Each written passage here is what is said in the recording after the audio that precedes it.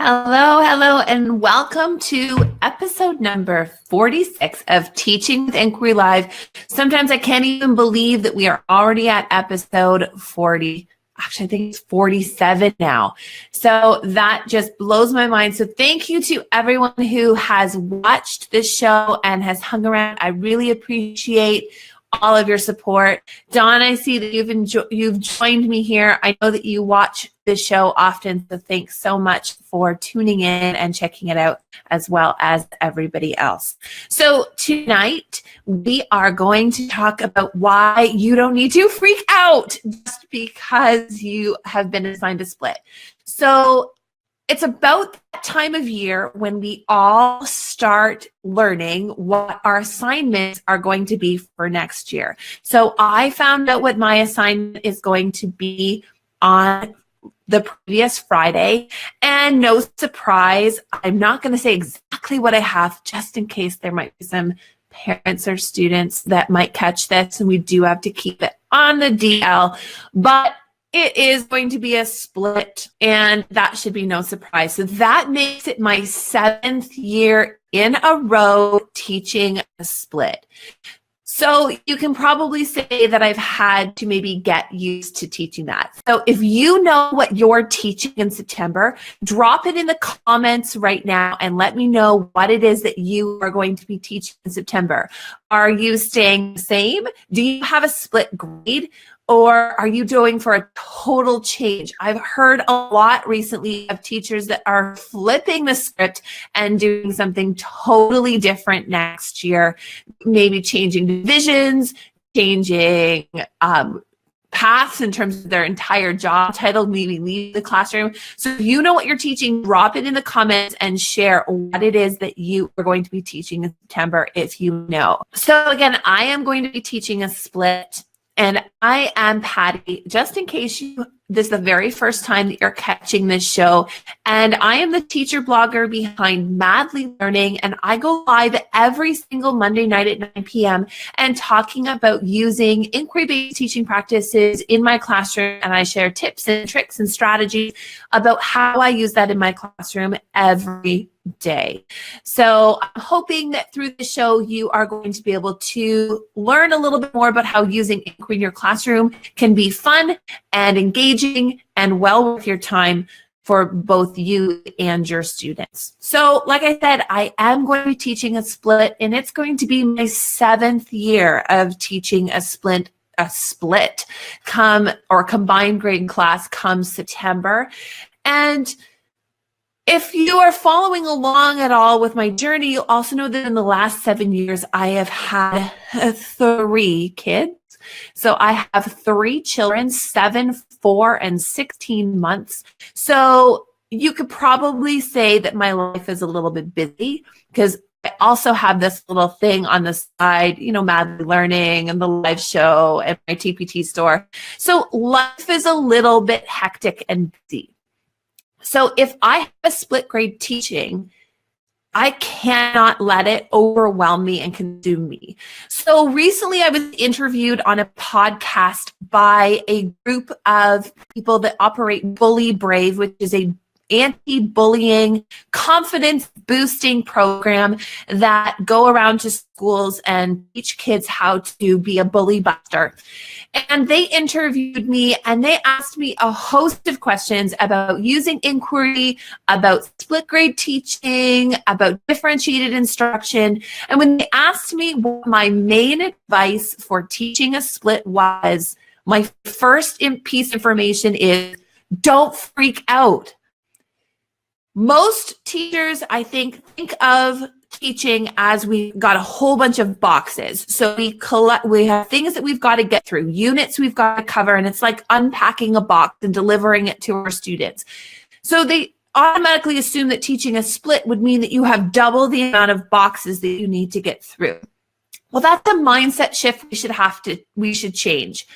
Yes, you still have all of those boxes to get your students, but you don't have double the boxes. You have the same number of boxes, but they might be a little bit bigger and they might be packed a little bit more full. But with some tips and strategies and well thought out planning, you don't have to think of teaching a split as doubling the amount of things that you have to do.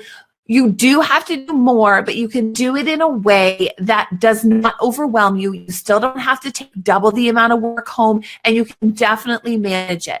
I have been able to manage teaching a split for 7 years while raising 3 little ones and growing my blog and TPT store in the process. So if I, as a busy mom of 3, can do it, I'm sure you can do it too.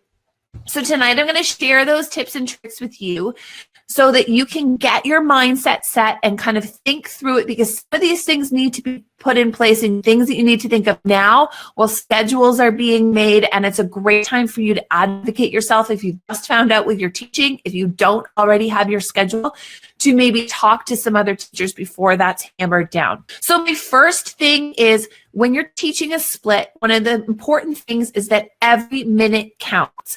You do have more to cover, and it does take you longer to do it. So if you're teaching a straight, you can get through things a little bit faster. Now, most teachers still struggle when they hit April, May, June to get through all of the things that have kind of been pushed and squished into the end of the year. So in a split, that could happen even more so because you might have too much stuff left over. So one of the things that I do in order to make sure that I can get through my teaching plan by the end of the year is I stick to my schedule very strictly. That means that starting in September, every single thing I do is tied to something that I could assess, whether it's leading to an assessment, whether it is an assessment itself, even if it's an assessment of learning skills or where they are, diagnostic, formative, or something. Every single thing I do in my classroom needs to lead to some type of assessment. So that means in September, I start day 1, period 2. I give myself 1 period or maybe the 1 block of 100 minutes to introduce myself, to go over routines, and then we get started. Now, some of the times that we get started is that preliminary getting set up in terms of what science looks like. We do a lot of conversations. I teach them what a knowledge building circle is. I set up those strategies for success so that they can implement those better. But I definitely don't spend an entire week of getting to know you games because I just don't have the time. The more time I spend in September on things that are just fun, getting to know you games, the less time I have in June. And I have to be very, very careful about what I do. That also means that every minute of your instructional time, so for me, that's 300 minutes a day of instructional time. I need to have something reportable happening every single minute that I have them.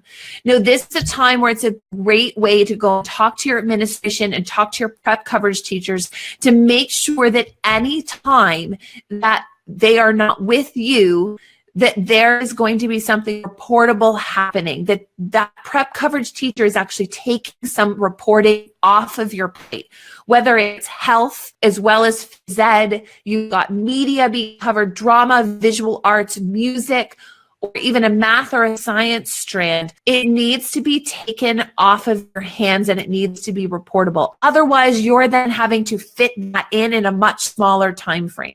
Now, this is something that may not make you the most popular, but remember, you're coming armed with the fact that you've got a split, something that most teachers don't like. And if you've got a great relationship with your admin, asking them to make sure that and negotiating with prep coverage teachers that all of the time the students are in instructional time, that 300 minutes, is accountable and reportable. And bonus, most principals are probably right on top of this and actually do want all of the time in their classes to be reportable time. So if you go and advocate for that, sometimes that will work for you. If not, you need to maybe do a bit more creative planning, but really trying to push that all instructional time is something reportable. With that being said, it also is helpful if you have a tremendous amount of flexibility so that you can push and pull different subjects at different times, depending on if your students need more time with one subject and less time, so you can kind of cross-pollinate and take from you teach science during language, teach math during science. Being able to have that flexibility with your schedule to say, my students need more science, so I can do that. When you're restricted to, say, a 50-minute time period where you have to get science covered in 50 minutes because they move on and go to another teacher, the more time you have different teachers teaching different subjects, the more difficult it actually does become, because you lose that flexibility, which is vital when you're trying to get through all of the things that you need to get covered without stressing yourself out. Although it's really tempting to get rid of your core subjects of math, language, science, and social studies, really think about how those play together, and you can use language curriculum standards to be covered in science. Science can be covered in language, especially some of those building skills of research and questioning and all of those things. Now, that doesn't mean that you need to be teaching both grades at once. Sometimes science and social studies is difficult to teach to 2 grades at one time. I use a flip-flop method. Ideally, it would be much better if you had 1 grade. So, for instance, if you had 1 grade, the grade 5s, and then your grade 4s were off in French, and then you had your grade 4s, well, your grade 5s were off in French, and you could somehow get coverage that way.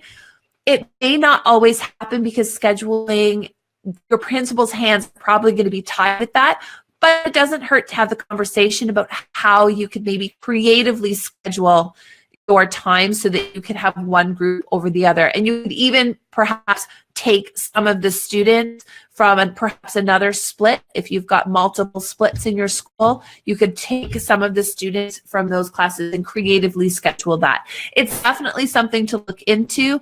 I haven't necessarily successfully had that happen because it hasn't always worked out, but I always try to approach it every year to see if there is that flexibility in our scheduling. So I said that teaching a split doesn't mean that you've got double the boxes. So it's not like we're delivering 2 sets of content all separately. You have to look at the big picture, and you have to look at what the big ideas are that need to be covered. Sometimes you need to let a few things go, especially if the instruction is, I know in the Ontario curriculum document, you have the expectation, and then you have the teacher prompts. So not every single thing in the teacher prompt, they're prompts, not curriculum expectations. So you don't have to cover all of the teacher prompts like they're a checklist.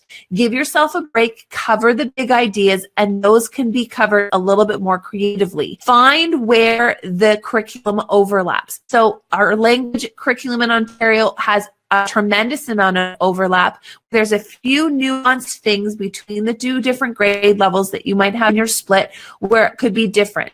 So for instance, we're doing reading responses using the Oreo open response method in my classroom right now. So my students have been writing these for a while, and I've just taken them kind of formative assessment. I've given them a formal assessment so that that can guide them as they write further opinion responses to the stories we're reading. I gave my 4s and my 5s the exact same reading that was a 4.9 reading level. So it was right in the middle of where they could be. And so all of my students read the same story and they responded to the same story with the same format of response. However, I expected just a little bit more out of my grade 5s than I did out of my grade 4s. I was looking for 2 well-developed reasons with evidence from the text, whereas my grade 4s, I was looking for 1 and a bit more, but they didn't necessarily need to be as well developed as my 5s. So I can differentiate what I expect, but give the same product. And that's where I'm looking at covering 2 things, 2 different expectations with 1 task. So that makes it a lot easier for me because I really was just planning 1 thing. My assessment was even, rubric that I used was even the same for both grades, but I was looking for a little bit more from the 5s than I was from the 4s. So that's how I taught 2 things together and looked at what the big picture was they had to respond and evaluate text. So that is number 3, is looking at the big picture. Number 4 is really trying to wrap your head around how you can unstructure the lesson and use more student on task time. And that involves you as the teacher being less of this talking at the front of the room and really teaching a lot more through guided instruction and conferencing.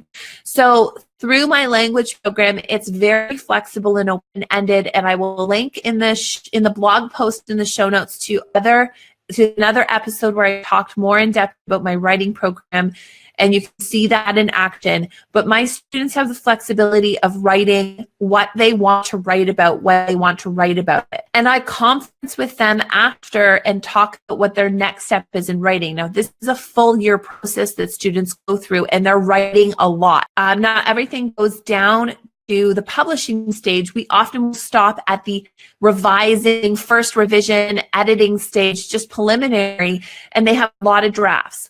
Now, in May and June, we're going to take those drafts. They're going to choose their favorite pieces of writing, and they'll take only those ones into the publishing.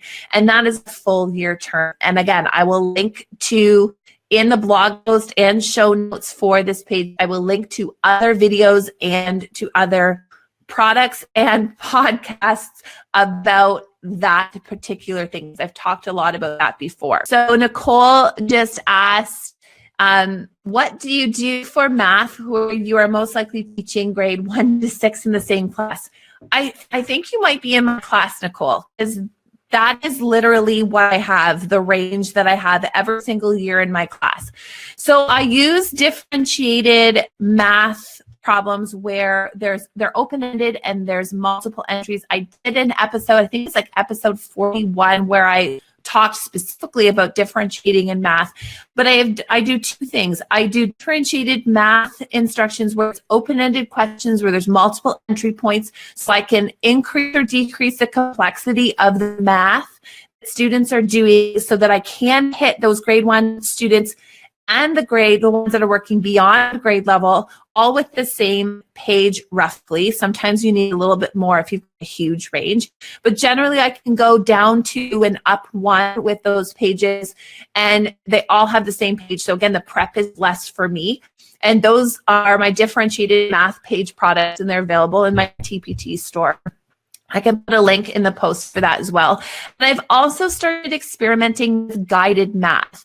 And this particular was because if you teach grade 5 and they have to start using a protractor, you have probably learned that teaching students how to use a protractor is one of the most painful things that you have to do. So Erin Beatty, my friend from Miss Beatty's classroom, uses guided math in her classroom, and she's got amazing math products, but they don't fit my students. They're not for older grade. So I decided to give guided math a try, and I did that for my 2D geometry with triangles with my grade 5s, and it was fantastic. They just did their test today, but I was able to see over 3 weeks each group of students once, and I was able to group the students based on skill and need so that I could tailor what I was working with them when they were with me at the guided table. And they had 4 other activities, including assessments on tech, hands-on activities, and math on their own. And they did that in their classroom, or they did that in the classroom while I had a guided group. I could physically help students use a protractor and walk 5 students step by step through using a protractor. And it was I would repeat it over and over again, doing guided math for using a protractor or specific skills like that. It was really effective because it helped me being able to teach those. So I use a lot of guided instruction in both math and in language. In science and social studies, because I do flip-flop, I use some conferencing when we're into our more inquiry projects, but I also use small group instruction when I'm teaching either grade, and I have them with me and we're doing a lot of conversations and conferencing. So I am more, 8 to 1, depending on the number of students that I have. I have a pretty even group this year. So I do use guided and conferencing. I find that my cycle of assessment and using that feedback piece really pushes my students further, and it allows me to differentiate and tailor my instruction to those students more. You have to get over the feeling that you're not teaching all the time. I don't do a lot of talking at the front of my room because I'm spending most of my time at my guided reading table, either in guided instruction or conferencing.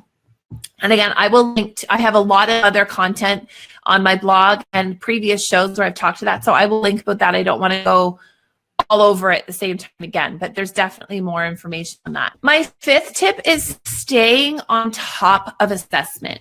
Now, this is, I think, an area that we always have to work on. I know for me, this is something I always have to work on, staying on top of assessment, because when you have a split, you have so many things that are happening. Tracking where they are and kind of the status of the class, knowing where they are to help you be able to move forward, slow down, speed up as they need it, means that you can, if you know where your class is most of the time, then it allows you to, no problem, Nicole, I'm glad that answered your question. If you have students where you can speed up and slow down, you can get through things a little bit quicker if you notice that they get it. And this doesn't always need to be formal assessments. It can simply just be a class list with a yellow, green, and red code, or 3 different symbols, a check, a plus, or a minus sign. And you can just put the expectation at the top of your grade page of, can use a protractor, and you just kind of go down your list as students come to you and you just check off what they can do or whatever look for that you're looking for that day. So if you have a look for of what you're doing in your lesson, then have that as a status of the class. It doesn't necessarily need to be marks. This is more of a formative assessment, but you can simply track where they are. Then you can pull additional kids in for more grouping later on. And again, those can be multiple grade pulls. I do most of my teaching together in a split. I don't teach a lot separately, with the exception of the content in science and social studies, but sometimes they get the content of the other grade, and I'm totally okay with that if it means that I am able to get through the day. And finally, my last tip and most important tip is plan ahead. So spend your time to create detailed long-range plans and try as you can to stick to them as good as you possibly can. So if you use the time on task, you're using all of your instructional time to be reportable and on task type things, which means you do sometimes have to say no to some things that might be happening around the school. If you have long range plans, you really need to stick with them. And I find the more detailed the plan, the better. If I have an idea of where I'm going to be each month, what I planned on doing, it's flexible, it can change, but I try to change it up at the end of the year. I try not to change it too much on the fly. I've pretty much gotten my schedule in terms of my planning down to what I do when and how long things take. And you can use your time to follow that and look at what you can do. So dig in through your curriculum, look at what the commonalities are, plan those 2 units together, try to combine as much as you possibly can. And if you're looking at math, there's some things that are really important that you might have to cycle back through a couple of times. And there's other things that you can really get through very quickly and they won't take you nearly as much time. And sometimes that comes with practice. So if this is your first time teaching the current split that you might have, it's a good idea to reach out to other teachers that have taught that split before and ask them to see their plans and look at how they have structured it, what worked, what didn't work, and really have those conversations now as people are starting to wind down this current school year and then get ready for the next school year. If you happen to teach in Ontario and you have a 3, 4, 4, 5, or 5, 6 plans, I do have my long-range plans available to you for free on my blog, and you can get those at www.madlylearning.com/long-range-plans. So again, that's www.madlylearning.com/long-range-plans. You can also access that by just going straight to the home page, and it's right there underneath my Madly Learning header. And you can grab those long-range plans for free, and you can have a view at what I am following along in my classroom and what I have tailored and tweaked and learned over the last 6 years so far in a split grade classroom getting ready for my 7th. So those are my 6 tips for what you can do now to get prepared and ready for split grade so that you don't have to freak out. It's okay. It is a bit more work than straight. I can't lie to you, but it doesn't have to be double the work. And it's very manageable, and you can still have your free time when you go home and be with your family and be able to do other things. But when you're at school, you really have to be focused on what you've got to get through and try to double up and combine as much as you possibly can, because otherwise it is a lot more work. So it's definitely something that you can be doing, and it is manageable. So if you have any specific questions, feel free to drop them in the comments, and I will do my best to respond to them if you've got specific questions about teaching a split, or you have any other questions. If you want to reach out, you can email me at patty@madlylearning.com, and I'm more than happy to help you. You may have to wait a little bit for me to get back to you, but I do get back to you eventually. So thank you very much for joining me. Next week, we are going to be starting our kickoff for our main topic, which is going to be digital tools in the classroom. And I'm going to be talking to you about the hardware that I use in my classroom. So what kind of tech, not the software, but what tech do I operate in my classroom with that helps me to engage my students and use inquiry? And I don't have one-to-one. So how I manage that tech as well with my students will also be covered in May. So thank you very much for joining me today. Hopefully I was able to give you some tips that you can use when preparing to teach a split grade for September. And I hope that that puts your mind a little bit more at ease and giving you some ideas of what you can do now so that you're better prepared in September. Thanks very much for joining me, and I will see you next week. Have a great one. Bye for now.